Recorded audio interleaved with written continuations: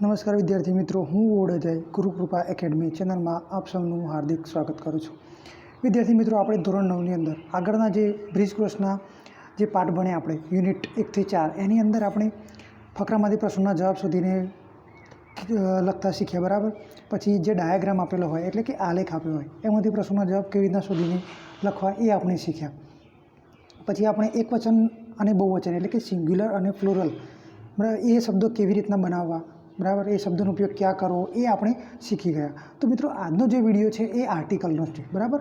એટલે કે વોવેલ્સ અને કોન્સોનન્ટ આપણે કહીએ, બરાબર, સ્વર અને વ્યંજન. અંગ્રેજી જે સ્વર આવે છે એ અને અંગ્રેજી વ્યંજન એ આજે આપણે શીખવાના છે. બરાબર. તો પહેલાં તો આપણે વાત કરી લઈએ મિત્રો કે આર્ટિકલ, બરાબર, આર્ટિકલનો આપણે ઉપયોગમાં હંમેશા ક્યાં કરતા હોઈએ છીએ કે એ એન ધ એટલે કે નિશ્ચિત વસ્તુ અને અનિશ્ચિત. બરાબર. તો મિત્રો, તમે આજનો જે વિડીયો છે એ તમે અંત સુધી જોજો, જેથી તમને સારી રીતે ખબર પડશે કે આપણે આર્ટિકલનો ઉપયોગ ક્યાં કરવો. બરાબર. તો મિત્રો, તમારે આ વિડીયો પૂરો જોવાનો રહેશે. જો પૂરો જોશો તો જ તમને ખબર પડશે, બાકી તો તમે ઉપરથી જોશો તો તમને કંઈ ખબર પડશે નહીં. બરાબર. તો મિત્રો, તમે આ વિડીયો છેક સુધી જોજો, જેથી આની અંદર જે એક્સરસાઇઝ આવે છે એ કેવી રીતના કરવી અને નિયમો જે છે એ આપણે કેવી રીતના યાદ રાખવા. બરાબર. પછી એ એન ધનો ઉપયોગ ક્યાં કરવો, તો એ આપણે આજે શીખવાનું છે. તો જોઈએ આપણે કે અહીંયા શું લખ્યું છે. પહેલું મિત્રો, આપણે અગાઉ જોઈ ગયા કે અંગ્રેજી ભાષામાં 26 મૂળાક્ષરો છે, જેમાં 5 સ્વરો છે. કયા કયા? તો એ, ઈ, આઈ, ઓ, યુ.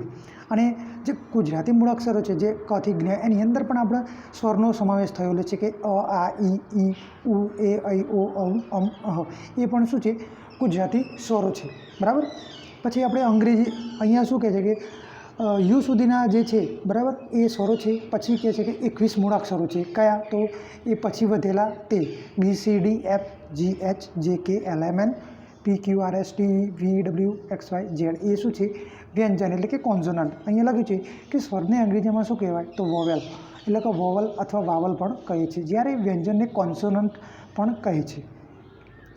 શું કહે છે કે તમે અંગ્રેજી ભાષાના ઘણા વાક્યોમાં ઘણી વખત કોઈ એક સ્પેલિંગની આગળ એનો ઉપયોગ થયેલો જોયો હશે, તો ઘણીવાર વાક્યમાં કેટલાક સ્પેલિંગની આગળ એનનો ઉપયોગ થયેલો જોયો હશે, તો કેટલીક વાર એક જ વાક્યમાં એ એન અને ધનો એક સાથે પ્રયોગ થયેલો હોય. બરાબર. અને આપણે વિચાર આવે કે આવું કેમ થતું હશે, તો તેના વિશે આપણે આજે શીખવાનું છે. બરાબર. તો મિત્રો, આર્ટિકલને બીજું શું કહેવામાં આવે છે? તો ઉપપદ કહેવામાં આવે છે. બરાબર. તો જોઈએ હવે આપણે આર્ટિકલ એટલે કે ઉપપદ વિશે જાણવાનું છે. બરાબર. તો પહેલું જોઈએ કે અંગ્રેજીમાં એ, એન અને ધ ને ઉપપદ એટલે કે આર્ટિકલ તરીકે ઓળખવામાં આવે છે. બરાબર. એ અને એન એ શું છે? તો બંને અનિશ્ચિત ઉપપદ કહેવામાં આવે છે, ઇન્ડેફિનિટ આર્ટિકલ તરીકે ઓળખવામાં આવે છે. અને બંનેનો અર્થ ગમે તે એક એવો થાય છે. જેમ કે અ ડોગ એટલે કે ગમે તે કોઈ ડોગ, એની ડોગ. બરાબર. કોઈ પણ કૂતરું એવું થાય છે. બરાબર. અહીંયા લખ્યું છે કે this is a pen. Pen એટલે કે એક જ પેન છે. બરાબર. સિંગ્યુલર આપણે કહીએ. પછી છે ધેટ ઇઝ અ કાઉ. પછી this is an orange, that is an umbrella. તો મિત્રો, શું ધ્યાન રાખવાનું આપણે કે જો ઓરેન્જ આપી છે અને અમ્બ્રેલા આપી છે, તો એમનો જે પ્રથમ શબ્દ શું છે? સ્વર છે. એનો ઉચ્ચાર પણ સ્વર થાય છે. અમ્બ્રેલા જે છે એ યુ, બરાબર, તો યુ પણ શું છે? સ્વર છે અને એનો ઉચ્ચાર પણ સ્વર થાય છે. તો ત્યાં આગળ એન આર્ટિકલ આવશે. અને ઉપરના જે બે છે અ પેન અને અ કાઉ, તો એમાં પી જે છે, બરાબર, એટલે કે પ. આપણે ગુજરાતીમાં પણ એનો ઉચ્ચાર વ્યંજન થાય છે અને ઇંગ્લિશમાં પણ એ વ્યંજન જ રહે છે. બરાબર. કાઉમાં પણ સી વ્યંજન છે અને એનો ગુજરાતી ઉચ્ચાર પણ વ્યંજન છે, જેથી એ આર્ટિકલ આવશે. બરાબર. તો જોઈએ કે ઉપરના વાક્યો તપાસવાથી આપણે જણાશે કે કેટલાક નામોની પહેલાં આર્ટિકલ એ વપરાય છે, જ્યારે કેટલાક નામોની પહેલાં આર્ટિકલ એન વપરાતું હોય છે. અંગ્રેજીમાં સામાન્ય નિયમ મુજબ વ્યંજનથી શરૂ થતા ગણી શકાય તેવા એક વચનના નામની પહેલાં આર્ટિકલ એ મૂકવામાં આવે છે, જ્યારે અંગ્રેજી મૂળાક્ષરોમાં એ, ઈ, આઈ, ઓ, યુ એ 5 સ્વર છે. જો નામનો પહેલો અક્ષર કોઈપણ સ્વરથી શરૂ થતો હોય તો તેની આગળ એન આર્ટિકલ મુકાય છે. જેમ કે ગુજરાતીમાં આર્ટિકલ આવતા નથી, પણ પુસ્તક એમ બોલી શકાય. બરાબર. અને અંગ્રેજીમાં બુક એમ ન બોલાય, એની સાથે આપણે આર્ટિકલ લગાડવો પડે, એટલે કે અ બુક એમ બોલવું પડે. બરાબર. અહીંયા લખ્યું છે કે પાર્થ, વિધિ, અનિલભાઈ વગેરે જેવા વ્યક્તિવાચક નામની પહેલાં આર્ટિકલ વપરાતો નથી. બરાબર. આ ખાસ ધ્યાન રાખવાનું મિત્રો. કોઈ વ્યક્તિના નામ હોય, બરાબર, તો ત્યાં આગળ શું આવશે? તો આર્ટિકલ નહીં આવે, એમને એમ નામમાં જ આવે. નામની પહેલાં કોઈ દિવસ આર્ટિકલ આવશે નહીં. બરાબર. જાતિવાચક નામ આપેલું હોય એટલે કે વ્યક્તિવાચક નામ, વ્યક્તિ પુરુષનું નામ કે સ્ત્રીનું નામ આપેલું હોય તો કોઈ આર્ટિકલ આવશે નહીં. હવે શું કહે છે, ગણી શકાય તેવા જાતિવાચક નામની આગળ સામાન્ય રીતે આર્ટિકલ એ અથવા એન વપરાય છે, બરાબર. ગણી શકાય એટલે કે સિંગ્યુલર, એક વચનવાળા. પછી કહે છે કે એ અને એનનો અર્થ એક થાય છે, માટે બહુવચનના નામોની આગળ એ અથવા એન આર્ટિકલનો ઉપયોગ ન થાય. શું કહે છે, એ અને એનનો અર્થ એક જ થાય છે, માટે બહુવચનના નામોની આગળ એ અને એન આર્ટિકલ મુકાતો નથી. ધ્વનિ કે ઉચ્ચારણ એટલે કે સાઉન્ડને આધારે એ કે એનનો પ્રયોગનો નિર્ણય થાય છે, બરાબર. વ્યંજન ધ્વનિ એટલે કોન્સોનન્ટ સાઉન્ડથી શરૂ થનાર આગળ એ લગાડવામાં આવે છે, જેમ કે a boy, a book, a horse, a mango. પરંતુ ઘણી વખત સ્વરથી શરૂ થતા નામની આગળ પણ એ આર્ટિકલ વપરાય છે, કારણ કે તે નામનો ઉચ્ચાર વ્યંજન ધ્વનિથી ઉચ્ચારાય છે, જેમ કે અ યુનિયન, બરાબર. યુનિયન એટલે કે ભલે વ્યંજન લખાતો હોય મિત્રો, શું કહે છે કે લખાય છે સ્વર, પણ ઉચ્ચાર શું થઈ જાય એનું, યુનિયન એટલે ય, એટલે શું થાય, ય એ કથી જ્ઞાની અંદર આવે છે, એટલે કે વ્યંજન થઈ ગયો.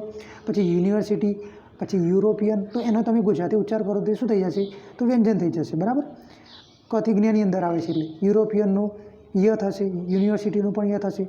તો એ જ રીતે ઘણીવાર વ્યંજનથી શરૂ થતા નામની આગળ આર્ટિકલ એન વપરાય છે, કારણ કે ત્યાં અમુક નામના પહેલાં અક્ષરનું ઉચ્ચારણ કરવામાં આવતું નથી અને બીજા અક્ષર સ્વર હોય છે, માટે ત્યાં એનનો પ્રયોગ કરવામાં આવે છે. જેમ કે અહીંયા શું છે, એન ઓનેસ્ટ, એન અવર, બરાબર. હોનેસ્ટ ન બોલાય, શું બોલાય, ઓનેસ્ટ. અને જે હવર લખ્યું છે એને શું બોલાય આપણે, અવર બોલાય, હવર ના બોલાય, બરાબર. તો એ એચનું ઉચ્ચારણ કરવામાં આવતું નથી, તેથી આપણે ત્યાં આગળ એન આર્ટિકલ મૂકીએ છીએ.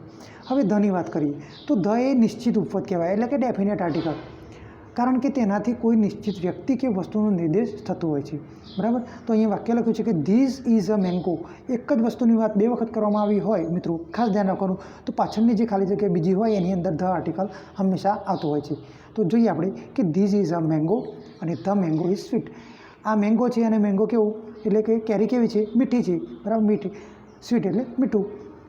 This is an elephant. હવે શું કહે છે કે એલિફન્ટ એટલે કે એન આર્ટિકલ આવ્યું, કેમ, કારણ કે ઈ એ સ્વર છે. હવે બીજું જે વાક્ય છે એમાં ધ એલિફન્ટ ઇઝ બ્લેક, કારણ કે એક જ વસ્તુની વાત બે વખત કરવામાં આવી હોય તો પાછળના જે ખાલી જગ્યા આપેલી હોય તે આગળ ધ આર્ટિકલ આવશે. પછી કોઈ નિશ્ચિત વસ્તુ, ચોક્કસ નામ હોય, એટલે કે ધ ઓઝન ઇઝ બ્લુ, બરાબર. ઓઝન એટલે કે સમુદ્ર કેવો છે, બ્લુ છે, બરાબર. કહી શકીએ ને આપણે, દરિયાનું પાણી કેવું હોય મિત્રો, શું બ્લુ હોય, બરાબર.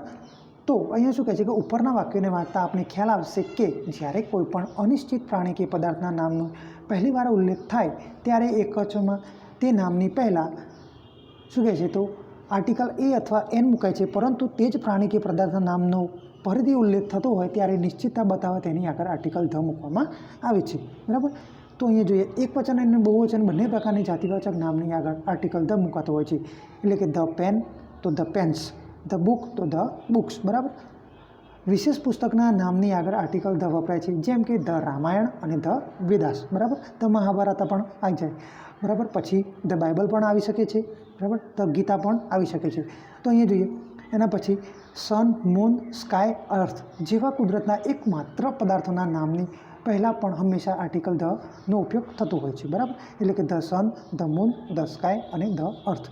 અહીંયા ઉપપદ આપેલા છે કે એ એન અને ધ વિશે આટલી સમજ આપણે મેળવી. તો હવે મિત્રો આપણે શું કરવાનું, તો એક્સરસાઇઝ કરવાની છે. જોઈએ એક્સરસાઇઝ આપણે, તો અહીંયા એ એન અને ધનો ઉપયોગ આપણે આ એક્સરસાઇઝની અંદર કરવાનો છે, બરાબર. તો અહીંયા લખ્યું છે કે ધીસ ઇઝ ખાલી જગ્યા ઓરેન્જ અને ખાલી જગ્યા ઓરેન્જ ઇઝ બિગ, બરાબર. તો શું આવશે, તો પહેલાંની અંદર ધીસ ઇઝ એન ઓરેન્જ અને ધ ઓરેન્જ ઇઝ બિગ, બરાબર. કારણ કે પાછળની જે ખાલી જગ્યા હોય એમાં આપણે ધ આર્ટિકલ મૂકવાનું છે. પછી ઓનેસ્ટ પીપલ સ્પીક, તો ઓનેસ્ટ પીપલ હોય મિત્રો તો એ કેવું બોલે હંમેશા, તો ટ્રુથ એટલે સાચું, તો શું આવશે, ધ ટ્રુથ, બરાબર. પછી ત્રીજું છે જર્મન ઇઝ ખાલી જગ્યા લેંગ્વેજ, તો કઈ આવશે મિત્રો, ઈ જે આપેલું છે ઇઝી, તો શું આવશે, એન ઇઝી લેંગ્વેજ, બરાબર. પછી છે કે ધીસ ઇઝ ખાલી જગ્યા ટેબલ, ખાલી જગ્યા ટેબલ ઇઝ ઓલ્ડ, તો શું આવશે, ધીસ ઇઝ અ ટેબલ અને ધ ટેબલ ઇઝ ઓલ્ડ, બરાબર. પછી છે ખાલી જગ્યા મૂન ઇઝ ઇન ખાલી જગ્યા સ્કાય, તો શું આવશે, the moon is in the sky, બરાબર. ખાસ ધ્યાન રાખવાનું મિત્રો, કારણ કે સમજી વિચારીને તમારે ખાલી જગ્યાઓ લખવાની રહેશે. અહીંયા બીજી 5 આપેલી છે કે ધીસ ઇઝ ખાલી જગ્યા બુક, ખાલી જગ્યા book is in my hand, તો શું આવશે, this is a book, the book is in my hand, બરાબર. પછી 7મી ખાલી જગ્યા છે તો એમાં શું આવશે, ખાલી જગ્યા સન ઇઝ હોટ ટુડે, તો શું આવશે, the sun is hot today. પછી 8મી ખાલી જગ્યા માય બ્રધર લિવ્સ ઇન, શું આવશે મિત્રો, તો an apartment in the city આવશે. ક્યાં આવશે? The city centre. એપાર્ટમેન્ટ ક્યાં છે? તો સિટી સેન્ટર, બરાબર, ધ સિટી સેન્ટર. પછી આઈ હેવ, બરાબર, તો I have a 1 year old daughter, બરાબર, કારણ કે આઈ હેવ અને વન જે છે એનો ઓ એની તો એનો ઉચ્ચાર ગુજરાતી શું થાય? વ થઈ જાય. My sister is an artist આવશે, કારણ કે એ જે છે એ સ્વર આપેલું છે, બરાબર. તો મિત્રો ખાસ ધ્યાન રાખવાનું.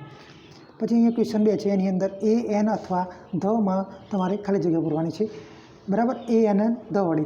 તો એપલ એક વચનવાળા હોય તો એ એન મૂકવાનું અને બહુ વચનવાળા હોય તો ત્યાં ધ તમારે આખો બંધ કરીને મૂકી દેવાનું. તો અહીંયા પેલું એપલ છે તો શું આવશે? એન આર્ટિકલ આવશે. કેટ છે તો શું આવશે? એ આર્ટિકલ આવશે, કારણ કે સી એ જે છે એ સ્વર છે, સી એ વ્યંજન છે. પછી બુક્સ તો શું આવશે? ધ બુક્સ, કારણ કે બહુવચન છે. આઈસ્ક્રીમ તો શું આવશે? N ice cream. પછી અમ્બ્રેલા છે તો શું આવશે? એન અમ્બ્રેલા, કારણ કે યુ આપેલું છે એ સ્વર છે અને ઉચ્ચાર પણ એનો સ્વર થાય છે. પછી સન તો ધ સન. પછી પ્લેન તો એન એરોપ્લેન આવશે મિત્રો. શું આવશે? N aeroplane. પછી રોઝ તો શું આવશે? ગણી શકાય તો અ રોઝ. પછી કાર તો કાર એ શું છે? સિંગ્યુલર છે તો અ કાર આવશે, કારણ કે સી એ વ્યંજન છે. પછી એલિફન્ટ, બરાબર, અને સિંગ્યુલર છે તો શું આવશે? An elephant.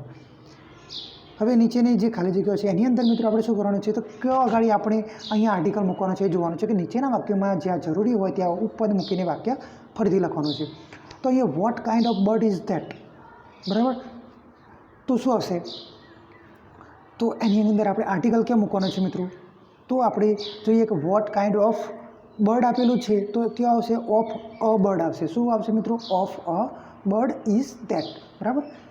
પછી અહીંયા બીજું જે વાક્ય છે એની અંદર સન રાઇઝિસ ઇન ધ ઈસ્ટ, પાછળ તો ઈસ્ટ જે દિશા આપેલી છે ત્યાં આગળ તો ધ આપેલો છે, કારણ કે ચોક્કસ ડિરેક્શન હોય તો ત્યાં આગળ આપણે ધ આર્ટિકલ મૂકવાનું હોય છે, બરાબર. તો અહીંયા સન છે ત્યાં આગળ શું આવશે? The sun rises in the east. પછી ત્રીજી જે ખાલી જગ્યા છે, he looks as intelligent as fox, તો શું આવશે? He looks as intelligent as a fox, બરાબર. ખાસ ધ્યાન રાખવાનું મિત્રો, બરાબર, ધ્યાનથી તમારે લખવાનું છે, સમજી વિચારીને. પછી આવશે ઇટ વોઝ ડિલિશિયસ કેક, તો શું આવશે? તો it was a delicious cake, બરાબર મિત્રો. તો આ જે આપણે એક્સરસાઇઝ કરી, બરાબર, એ તમારે આ એક્સરસાઇઝ તમારે તમારા નોટબુકની અંદર ઉતારી દેવાની અને જે આના જે આપણે આગળ નિયમો જોયા એ નિયમો તમારે તમારા ચોપડીની અંદર ઉતારી દેવાના. અને હા મિત્રો, જે મિત્રો નવા હોય, બરાબર, આ ચેનલ ઉપર ગુરુકૃપા એકેડમી ચેનલમાં, તો એ મિત્રોએ સબસ્ક્રાઈબ કરી દેવી આ ચેનલને અને બાજુમાં બેલ આઇકોન આપેલું છે એ દબાવી દેવું અને લાઇક કરી દેવું, કારણ કે જે અહીંયા ગુરુકૃપા એકેડમી ચેનલમાં જે તે વિડીયો મૂકવામાં આવે છે ગણિત પછી વિજ્ઞાન અને અંગ્રેજીના, તો એ વિડીયો તમને ઝડપથી મળી જશે, બરાબર. એની નોટિફિકેશન પણ તમને આવી જશે અને તમે સારી રીતે એ વિડીયો જોઈ શકશો, બરાબર. ઓનલાઈન જે આપણે જે લેક્ચર આવતા હોય એ તમે સારી રીતે એ ભણી શકશો, બરાબર. અને મિત્રો જે અહીંયા આપણે જે આજે આર્ટિકલ જે શીખ્યા, બરાબર, તો એ આર્ટિકલની જે એક્સરસાઇઝ તમારી જાતે તમારા નોટબુકની અંદર પ્રેક્ટિસ કરવાની, બરાબર, અને નિયમો પણ તમારે અવારનવાર વાંચતા રહેવાનું, જેથી તમે સારી રીતે આર્ટિકલની જે ખાલી જગ્યા હોય, કોઈ નિયમો હોય તો તમે સારી રીતે એને લખી શકો, બરાબર. તો મિત્રો આજનું આ લેક્ચર આપણે અહીં પૂર્ણ કરીએ છીએ. નમસ્કાર.